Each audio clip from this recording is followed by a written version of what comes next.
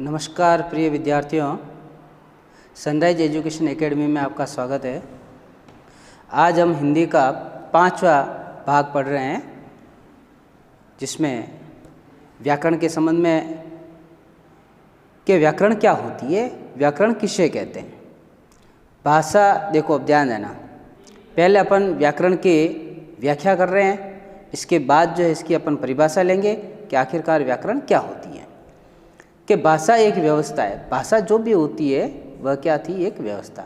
कल तक अपन ने भाषा के बारे में अध्ययन किया था कि भाषा क्या चीज़ है, भाषा किसे कहते हैं। तो भाषा सीधा सा था कि वह माध्यम, भाषा वह माध्यम है जिसके द्वारा हम अपने मन के भावों को, विचारों को एक दूसरे को बोलकर, लिखकर या संकेत के माध्यम से प्रकट करते हैं, उसको भाषा कहते हैं। भाषा मुख्य रूप से दो प्रकार की होती है, मौखिक भाषा और लिखित भाषा। इसके बाद हमने बोली के बारे में पढ़ा था कि बोली क्या होती है, कि बोली जो एक सीमित दायरे में जो बोला जा रहा, मतलब जो भाषा बोली जा रही है उसको हम बोली कहते हैं। और अगर वही बोली एक विस्तृत क्षेत्र में अगर बोली जाए तो वह भाषा का रूप धारण कर लेती है। फिर हमने देखा था कि भाषा का स्वरूप क्या होता है, कि हिंदी शब्द जो है वो खड़ी बोली हिंदी का एक रूप होता है जिसके अंतर्गत सभी बोलियां को रखा जाता है। और हिंदी भाषा परिवार में करीब 15 बोलियां बताई गई थी, जिसमें इसको अलग अलग भागों में बांटा गया था कि 15 बोलियां थी, जिसमें इसको हमने पूर्वी हिंदी, पश्चिमी हिंदी, राजस्थानी और पहाड़ी और बिहारी 5 वर्गों में इसको बांटा गया था। राजस्थानी के अंदर जो है चार बोलियां बताई गई है, मारवाड़ी, मेवाती, हाड़ौती और बागड़ी। इसके बाद हमने भाषा की व्युत्पत्ति के बारे में पढ़ा था कि भाषा शब्द जो है संस्कृत भाषा की जो भाष धातु है उससे मिलकर बना है, क्योंकि भाष धातु का अर्थ होता है व्यक्त वाणी, यानी किसी वाणी को हम जो व्यक्त करते हैं उसको कहते हैं भाषा। फिर हमने अध्ययन किया था कि भाषा की इकाइयाँ कौन कौन सी होती है। तो भाषा की जो मुख्य इकाइयाँ हैं वे इस प्रकार से हैं। पहली थी आपकी ध्वनि, कि हमारे मुंह से निकलने वाली प्रत्येक स्वतंत्र जो आवाज़ होती है उसको ध्वनि कहते हैं। और भाषा के जो मौखिक रूप होता है उसमें केवल ध्वनियों का प्रयोग होता है। दूसरा था आपके वर्ण, जो कि भाषा की सबसे छोटी इकाई है और इसके हम आगे टुकड़े नहीं कर सकते हैं, जैसे कि क, प, ट, च, ये सारे आधे आधे आएंगे, जिसमें स्वर भी शामिल नहीं होंगे। ठीक है। फिर इसके बाद था आपके शब्द, के वर्णों का जो सार्थक समूह होता है उसको शब्द कहते हैं। जैसे कि हमने एक उदाहरण बताया था आपको, क प्लस म प्लस ल, यानी कि कमल, जो एक सार्थक शब्दों का समूह है, इस कारण से उसको हम शब्द कहते हैं। अगर अपन इसी को तोड़ मरोड़ के मकल बना देते हैं तो मकल कोई सार्थक समूह का शब्द होता नहीं है, इसलिए वह शब्द की श्रेणी में नहीं आएगा। फिर था आपके चौथा पॉइंट उसका पद। पद क्या होता है, कि वाक्य में जो भी प्रयुक्त शब्द होते हैं उनको व्यवहारिक रूप या विभक्ति युक्त शब्द जो होते हैं उनको हम पद कहते हैं। जैसे उदाहरण बताया था हमने कि राम ने रावण को बाण से मारा, जिसमें कारक चिन्ह भी प्रयुक्त हो रहे हैं। ठीक है। विभक्ति युक्त, विभक्ति का अर्थ यही होता है कि कारक चिन्हों का आना। जैसे कि राम ने रावण को बाण से मारा, तो ये क्या बन गया, आपके पद बन गया। फिर पांचवा था आपके वाक्य, के शब्दों के मेल से जब एक पूर्ण विचार जब प्रकट होता है तो वह शब्द समूह क्या कहलाता है, आपके वाक्य कहलाता है। जैसे कि वह पुस्तक पढ़ रहा है। तो इस तरह से हमने भाषा और भाषा की जो मुख्य इकाइयाँ हैं उनके बारे में अध्ययन किया था। अब आगे अपन लेते हैं व्याकरण के संबंध में, कि व्याकरण क्या होती है, किसे कहते हैं व्याकरण, व्याकरण के मुख्य अंग कौन कौन से होते हैं, ये सब अपन आज जानकारी प्राप्त करेंगे। ठीक है। भाषा एक व्यवस्था है। भाषा के विभिन्न अंगों, वर्ण, शब्द, पद, वाक्य आदि में निश्चित और नियमबद्ध संबंध होते हैं। आशय यह है कि किसी वर्ण का उच्चारण स्थान, उसकी प्रकृति, शब्द भंडार, उत्पत्ति, संधि, पदों का निर्माण, वाक्य निर्माण, वाक्य विश्लेषण आदि का अध्ययन व्याकरण के अंतर्गत होना है। व्याकरण को शुद्ध रूप में बनाए रखने के लिए तथा उनका मानक रूप निर्धारित करने के लिए नियमों की आवश्यकता रहती है और इन्हीं नियमों को योजनाबद्ध रूप में लिखे जाने पर उसे व्याकरण की संज्ञा दी गई है। अब ये तो अपन ने पढ़ लिया, अब इसको सही तरीके से ध्यान देना कि भाषा एक व्यवस्था है। भाषा क्या है? एक प्रकार की व्यवस्था है। भाषा के विभिन्न अंग, अब विभिन्न अंग कौन कौन से थे मैंने अभी आपको कल ही बताए थे, ठीक है, कि जैसे कि वर्ण, शब्द, पद, वाक्य आदि, इनमें जो है निश्चित और नियमबद्ध संबंध होते हैं। यानी कि वर्ण, शब्द, पद और वाक्य, इनमें निश्चित और नियमबद्ध संबंध होते हैं। आशय यह है कि किसी वर्ण का उच्चारण स्थान, जैसे कि हम कोई भी शब्द, कोई भी वर्ण बोलते हैं तो उसका एक उच्चारण स्थान निर्धारित होता है। जैसे क वर्ण है तो क बोलते हैं तो ये क जो है हमारे कंठ से निकलने वाली ध्वनि है, इस कारण से इसका उच्चारण स्थान क्या कहलाता है? कंठ्य कहलाता है, ठीक है। जैसे त वर्ण है तो त का उच्चारण जो है हमारे जीभ के दांत से टकराने से होता है, इस कारण से इसका उच्चारण स्थान कौन सा होता है? दंत्य होता है। जैसे ओ है तो ओ का उच्चारण हम, ओ है या प है तो इनका उच्चारण हम अपने होठों के द्वारा करते हैं। होठों को बिना बंद किए या बिना खोले हुए हम जो है इनका उच्चारण नहीं कर सकते हैं, इसलिए ये ओष्ठ्य ध्वनि कहलाती है। तो इस तरह से उनका उच्चारण स्थान, उसकी प्रकृति और साथ ही साथ शब्द भंडार, क्योंकि दुनिया में खूब सारे शब्द हैं तो उनका शब्द भंडार होता है। फिर उत्पत्ति, कि इनकी उत्पत्ति कैसे हुई, फिर संधि और फिर इसके बाद पदों का निर्माण, फिर पद से क्या बनते हैं? वाक्य का निर्माण होता है और फिर वाक्य का विश्लेषण किया जाता है। तो ये सब जो है इनका अध्ययन जो है व्याकरण के अंतर्गत होना है, कि इन सब का अध्ययन जो है किसके अंतर्गत होता है? व्याकरण के अंतर्गत होता है। अब भाषा जो भी है उस भाषा को शुद्ध रूप में बनाए रखने के लिए और उनका मानक रूप निर्धारित करने के लिए, यानी कि जो भी भाषा है उस भाषा का रूप जो है वो कैसा बनाए रखना है? शुद्ध, और साथ ही साथ उनका मानक रूप जो है वो निर्धारित करने के लिए जिन नियमों की आवश्यकता होती है, जिन नियमों की आवश्यकता रहती है, तो इन्हीं नियमों को योजनाबद्ध रूप में लिखे जाने पर उसे व्याकरण की संज्ञा दी जाए। यानी कि भाषा को शुद्ध रूप में लिखने की जो योजनाबद्ध रूप होता है उसको हम क्या कहेंगे? व्याकरण कहेंगे, ठीक है। ये तो हो गया आपके इसके विस्तार सहित कि भाई क्या क्या चीज़ होती है, क्या क्या नहीं होता है। अब इसकी जो मुख्य परिभाषा बनती है इन सब के बाद में, वो ये है कि व्याकरण का शाब्दिक अर्थ है, इसका जो शाब्दिक अर्थ है क्या होता है? कि विश्लेषण करना। संश्लेषण और विश्लेषण दो चीज़ें होती हैं। संश्लेषण का अर्थ होता है एकत्रित करना और विश्लेषण का अर्थ होता है इसको आगे विस्तार करना, ठीक है। आशय यह है कि व्याकरण भाषा का विश्लेषण कर रचना को स्पष्ट करना है। यानी कि व्याकरण जो है वो क्या करता है कि भाषा का विश्लेषण करता है और जो भी रचना है उसको वो स्पष्ट करती है। यानी कि व्याकरण वह शास्त्र है जो हमें किसी भाषा के शुद्ध रूप को लिखने और बोलने के नियमों का ज्ञान कराता है। ये इम्पोर्टेंट परिभाषा है। खास मुख्य परिभाषा जो है वो क्या है कि व्याकरण क्या है? कि व्याकरण वह शास्त्र है जो हमें किसी भाषा के शुद्ध रूप को लिखने तथा बोलने के नियमों का ज्ञान कराता है। उसको हम क्या कहेंगे? व्याकरण कहेंगे, ठीक है। यहाँ तक क्लियर हुआ?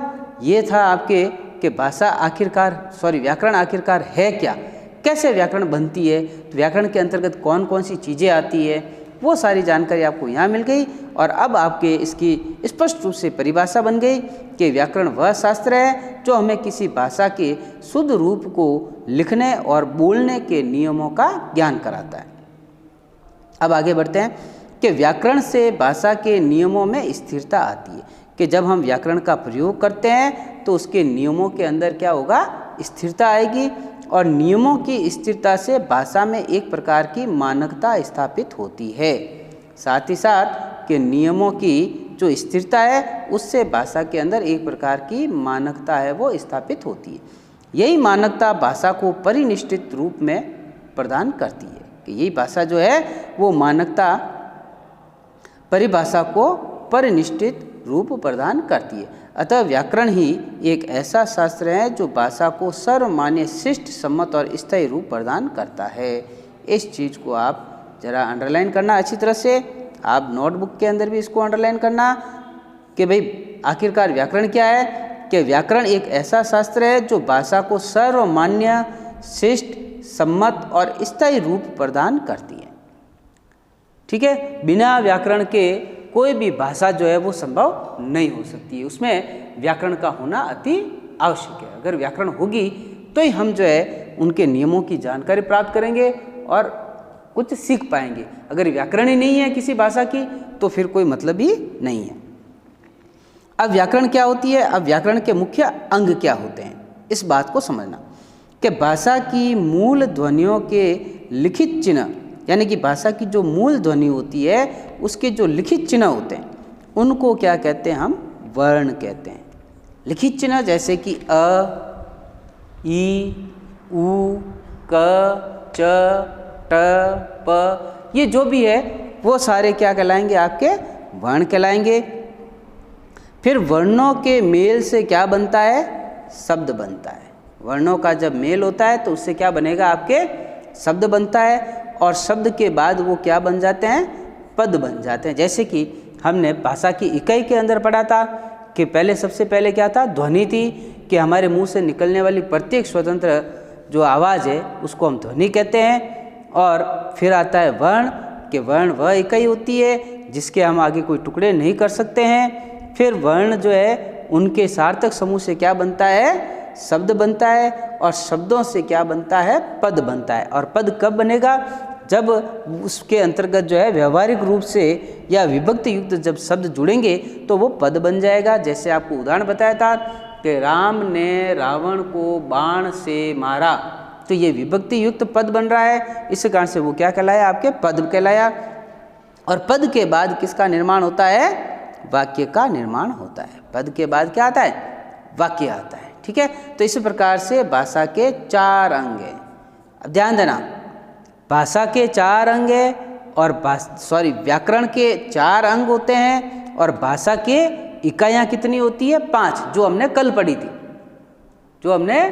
पढ़ी थी, कि भाषा की इकाइयाँ के ध्वनि, वर्ण, शब्द, पद और वाक्य, ये भाषा की इकाइयाँ हैं। जबकि व्याकरण के अंग है वो 4 है, वर्ण विचार, शब्द विचार, पद विचार और वाक्य विचार। इन चारों को आपको याद रखना है, कंफ्यूज होना नहीं है बिल्कुल भी। इसमें ऐसे प्रश्न आते हैं एग्ज़ाम के अंदर, परीक्षा में कई बार पूछे जाते हैं कि भाषा के जो है भाषा की मुख्य इकाइयाँ कौन कौन सी हैं, और आप एग्ज़ाम के अंदर लिख दो व्याकरण के अंग के वर्ण विचार, शब्द विचार, पद विचार और वाक्य विचार, तो आपका आंसर रॉन्ग हो सकता है, गलत हो सकता है।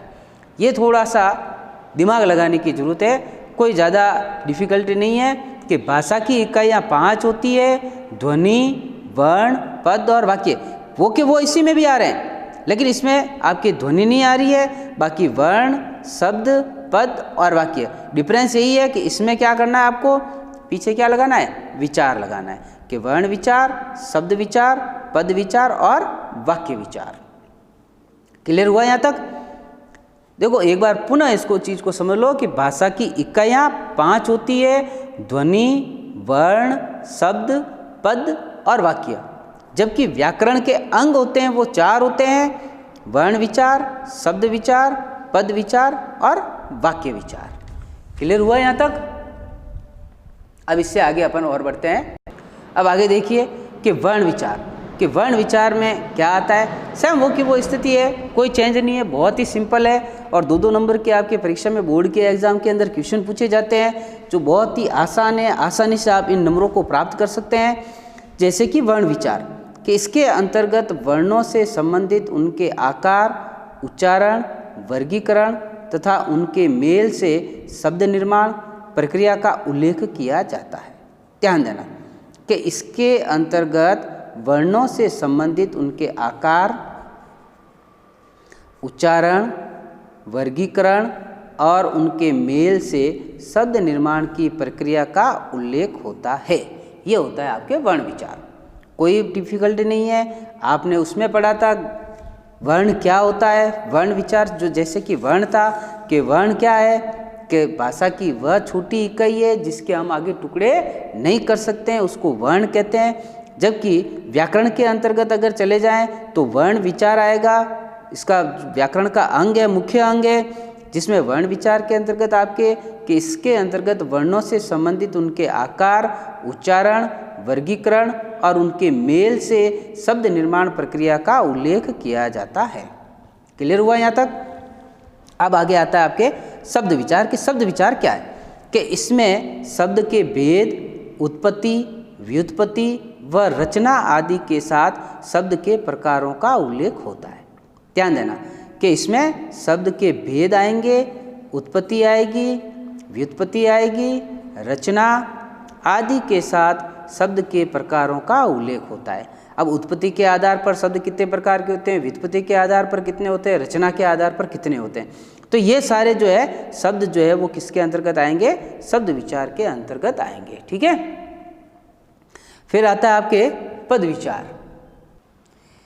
आपके था जैसे कि शब्द विचार, तो शब्द में क्या हो रहा है कि इसमें शब्द के भेद, उत्पत्ति, व्युत्पत्ति और रचना आदि के साथ शब्दों के प्रकारों का उल्लेख किया गया है। जैसे कि उदाहरण के तौर पर कि उत्पत्ति के आधार पर शब्द जो है वो 4 प्रकार के होते हैं, तत्सम शब्द, तद्भव शब्द, देशज और विदेशी। ये होते हैं आपके उत्पत्ति के आधार पर कि शब्द कितने प्रकार के होते हैं, 4 प्रकार के। इसके बाद आता है आपके व्युत्पत्ति कह दो या रचना कह दो।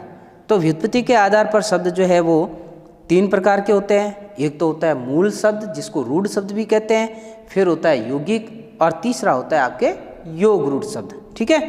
फिर एक और आता है आपके कि अर्थ के आधार पर के वाचक, लक्षक और व्यंजक, जो कि आपके शब्द शक्ति के अंतर्गत आएंगे, जो कि आपके कोर्स में भी है शब्द शक्ति, जिसको हम आगे नेक्स्ट अगला टॉपिक लेंगे आपके लिपि के बाद जो है शब्द शक्ति ही लेंगे आपके। ठीक है।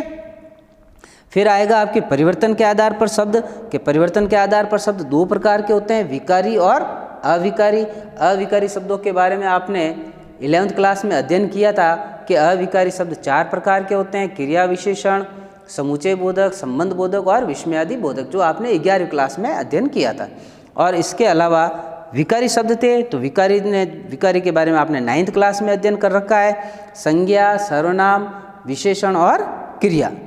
ये क्लियर हो गया आपके कि शब्द विचार क्या होता है, कि इसमें शब्द के भेद, उत्पत्ति, शब्द के भेद जो है वो 4 होते हैं वैसे, कि उत्पत्ति के आधार पर, रचना के आधार पर, अर्थ के आधार पर और परिवर्तन के आधार पर। ठीक है। यानी कि भेद, उत्पत्ति, व्युत्पत्ति, रचना आदि के साथ जो है इसके प्रकारों का उल्लेख होता है। फिर इसके बाद आता है आपके पद विचार के पद क्या है, कि इसमें शब्द से पद निर्माण प्रक्रिया, पद के विविध रूपों का वर्णन होता है। यानी कि शब्द से किस प्रकार से पद बनता है और पद से जो है इसके अलग अलग कौन कौन से पद होते हैं, उनका वर्णन जो है पद विचार के अंतर्गत किया जाता है। फिर आता है आपके वाक्य विचार, कि इसके अंतर्गत वाक्य से संबंधित उसके भेद। अब वाक्य से संबंधित उसके भेद के वाक्य 2 प्रकार के होते हैं, एक तो अर्थ के आधार पर होता है और एक रचना के आधार पर होता है। पता ही है ना आपको, अर्थ के आधार पर वाक्य 8 प्रकार के होते हैं, रचना के आधार पर वाक्य 3 प्रकार के होते हैं, जो आपने 11वीं कक्षा में पढ़ा था। कौन कौन से? सरल वाक्य, संयुक्त वाक्य और मिश्र वाक्य, जो आपने 11वीं क्लास में अध्ययन कर रखा है।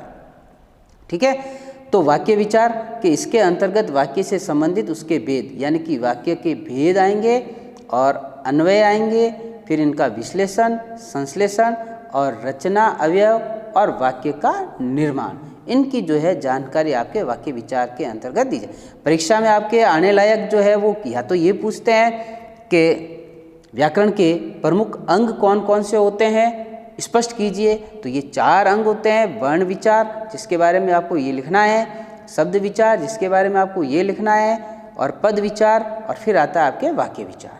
ठीक है। और उसमें अगला जो अपन ने पहले वाला जो टॉपिक पढ़ा था उसमें आपके ये पूछा जाता है कि भाई इसकी भाषा की प्रमुख इकाइयाँ कौन कौन सी होती है। ठीक है।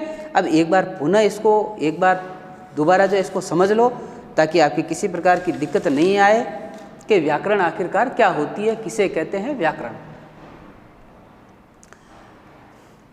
कि भाषा एक व्यवस्था है और भाषा के विभिन्न अंगों वर्ण, शब्द, पद, वाक्य आदि में निश्चित और नियमबद्ध संबंध होते हैं।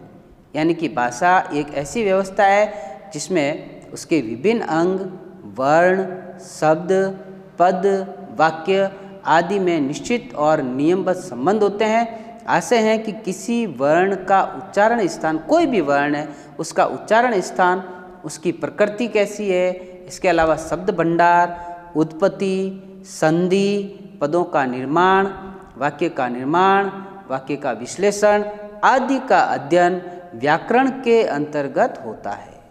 ये चीज़ इम्पोर्टेंट है आपके कि व्याकरण के अंतर्गत क्या क्या होता है कि भाषा के विभिन्न अंग वर्ण, शब्द, पद, वाक्य आदि में निश्चित और नियमबद्ध संबंध होते हैं।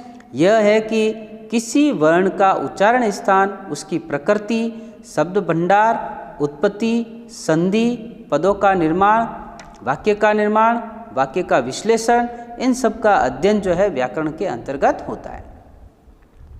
अपन कुल मिला के कह सकते हैं कि भाषा को शुद्ध रूप में बनाए रखने के लिए और उनका मानक रूप निर्धारित करने के लिए जिन नियमों की आवश्यकता होती है, इन्हीं नियमों को योजनाबद्ध रूप में लिखे जाने पर उसको व्याकरण कहा जाता है।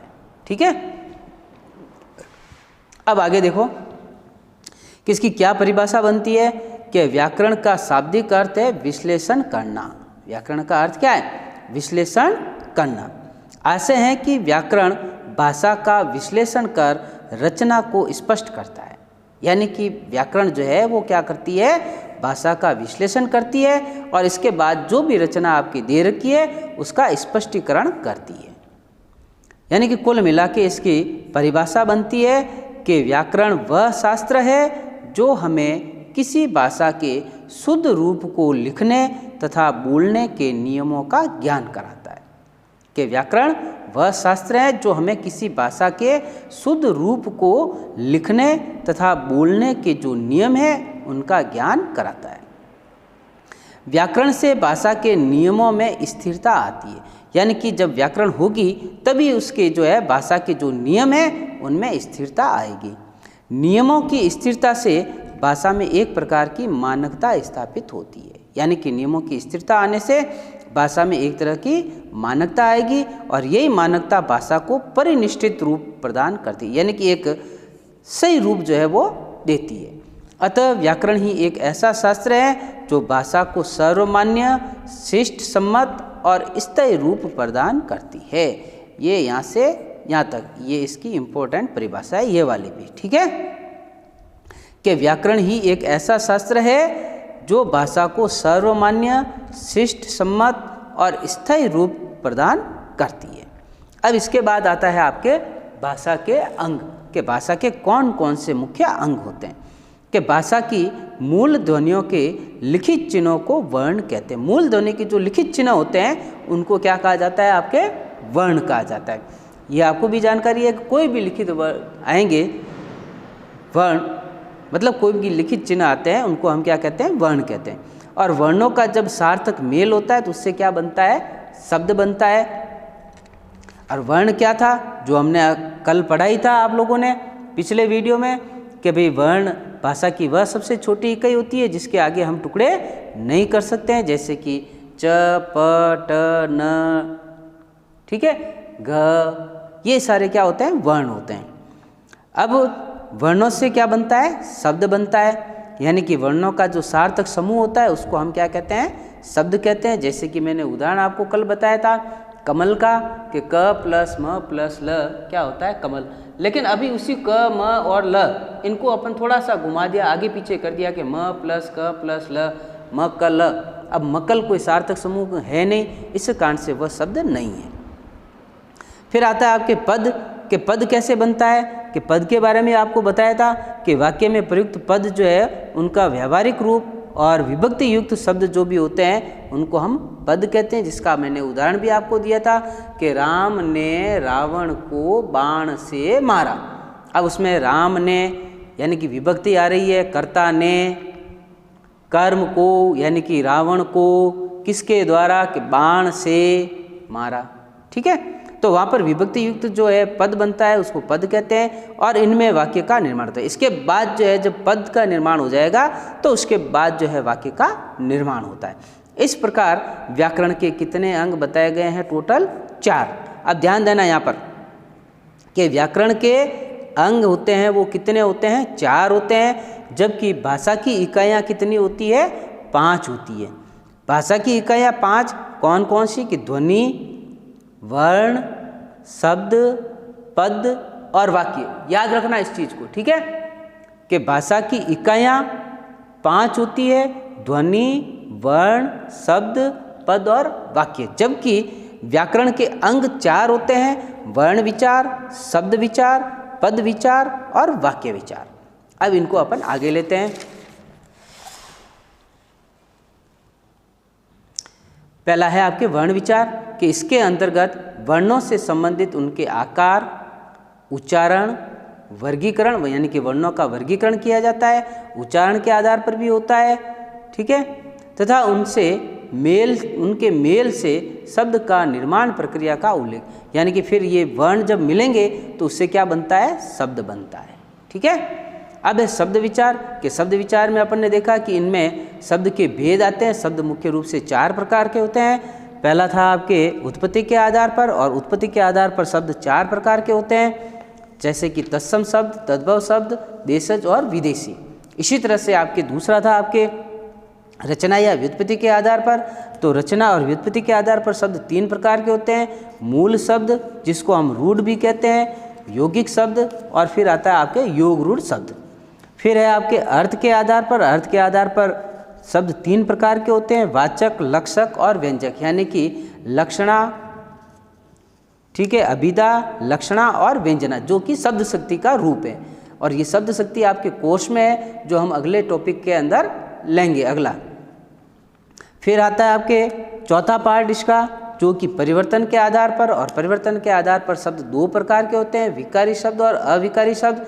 अविकारी के बारे में आपने 11वीं में पढ़ा था, और विकारी के बारे में आपने 9th क्लास में पढ़ा है। विकारी संज्ञा, सर्वनाम, विशेषण और क्रिया, जबकि अविकारी में क्या होता है आपके क्रिया विशेषण, संबंध बोधक, समुच्चय बोधक और विस्मयादि बोधक। ठीक है, अब इसके बाद आता है आपके पद विचार, कि इनमें शब्द से पद निर्माण, यानी कि शब्द से पद का निर्माण की प्रक्रिया और पद के अलग अलग जो रूप है उनका वर्णन किया जाता है। नेक्स्ट लास्ट है आपके इसका के वाक्य विचार। के वाक्य विचार क्या होता है, कि इसके अंतर्गत वाक्य से संबंधित उसके भेद, के वाक्य के कौन कौन से भेद होते हैं। वैसे वाक्य के कुल 2 भेद होते हैं, अर्थ के आधार पर और दूसरा रचना के आधार पर। अर्थ के आधार पर वाक्य करीब 8 प्रकार के होते हैं, और रचना के आधार पर वाक्य 3 प्रकार के होते हैं। अब जैसे कि 8 प्रकार होते हैं आपके अर्थ के आधार पर। पहला होता है आपके विधानार्थक, दूसरा होता है निषेधार्थक, तीसरा होता है आपके प्रश्नार्थक, चौथा होता है आज्ञार्थक, 5वां होता है संकेतार्थक, 6ठा है संदेहार्थक, 7वां है इच्छार्थक और 8वां है विस्मयार्थक। ये वाक्य के अर्थ के आधार पर 8 भेद होते हैं। इसके अलावा वाक्य की जो है रचना के आधार पर 3 भेद होते हैं, जो कि आपके 11th में आपने पढ़े थे, कि सरल या साधारण वाक्य, फिर आता है आपके मिश्र या मिश्रित वाक्य, और फिर होता है आपके संयुक्त वाक्य। ठीक है, ये क्लियर हो गया आपके। फिर इन वाक्यों का विश्लेषण होता है, संश्लेषण होता है, और रचना, अवयव और फिर वाक्यों का निर्माण की प्रक्रिया की जानकारी दी जाती है। तो इस तरह से ये आपके व्याकरण का टॉपिक कंप्लीट हो गया। आपको कहीं पर भी कुछ भी अगर कोई समझ में नहीं आया है तो आप उसको नोटेड कर लेना, और जब भी आपके डाउट क्लास हो आप विद्यालय आइए। विद्यालय आना जरूरी है, क्योंकि विद्यालय आप आओगे तभी हम आपका डाउट क्लियर कर पाएंगे। ठीक है, और उसके लिए आपको अपने घर से पेरेंट्स की अनुमति लेकर आना है, जो कि आपको अनुमति पत्र यहाँ से दिया गया है, उसके ऊपर साइन वगैरह करवा के लेके आना है।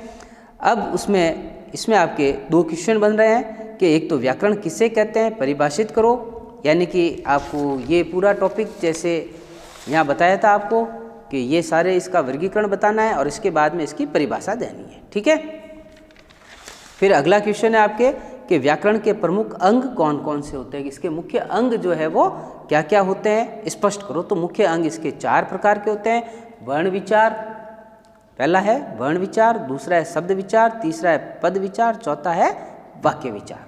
ठीक है, अब इसमें कोई भी डाउट्स हो तो आप मुझे ज़रूर बताएं ताकि मैं आपके डाउट्स को जो है क्लियर कर सकूं।